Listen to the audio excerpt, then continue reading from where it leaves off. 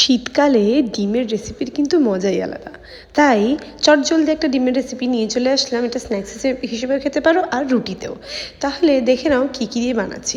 কিছুই না, আমি দুজনের মতো বানিয়েছিলাম, তাই 3টে ডিম নিয়েছিলাম। ডিমের মধ্যে নুন আর গোলমরিচ গুঁড়ো আর ধনেপাতা দিয়ে ভালো করে ফেটিয়ে নিতে হবে। ভালো করে মানে সত্যি ভালো করে ফেটাতে হবে, বিকজ ধনেপাতা থাকায় ডিমটা কিন্তু জমাট বেঁধে থাকার সম্ভাবনার অনেকটা বেশি। তাই দেখো এরকমভাবে পারলে মিনিট দেড়েক ধরে এটাকে ফেটিয়ে নিয়ে কিছুই না, একটু জলের মধ্যে এই বাটিটার মধ্যে করে দিয়েই বসিয়ে দিতে হবে। এটা হচ্ছে গিয়ে হোমমেড ভাপানো স্টাইল, এটাকে বলে ডিম ভাপা। তোমরা যে কোনো বাড়িতে গেলেই, নর্মাল মধ্যবিত্ত বাড়িতে গেলেই এই প্রসেসটা দেখতেই পাবে। এরকম স্টিলের বাটির মধ্যে ডিমটাকে বসিয়ে দিয়ে 10-15 মিনিটের জন্য ভাপিয়ে নিলেই তোমার ডিম ভাপাটা রেডি হয়ে যাবে। আর কিছুই না, একটু ঠান্ডা হলেই এটাকে চাকু দিয়ে বা চামচ দিয়ে কেটে নিতেই পারো, কেন কি ডিম বিষয়টা প্রচণ্ড ফ্লাফি, তাই চামচ দিয়েও কাটাই যায়। আমি এখানে চাকু ইউজ করেছি।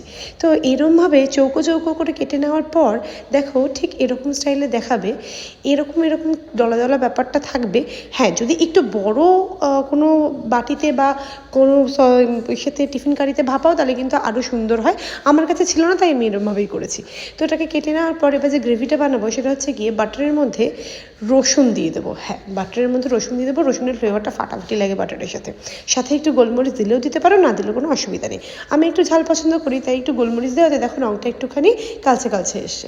দিয়ে এরপর আর কিছুই না, ওই ডিমগুলো যেগুলো টুকরো করেছিলে সেগুলো দিয়ে দাও। দিয়ে দেওয়ার পর হালকা হাতে নেড়ে চেড়ে নাও।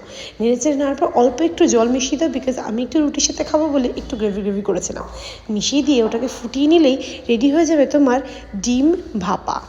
এক্স্যাক্টলি। তো মাঝখানে একটুখানি তুমি ধনেপাতা দিয়ে দিতে পারো ফ্লেভারের জন্য।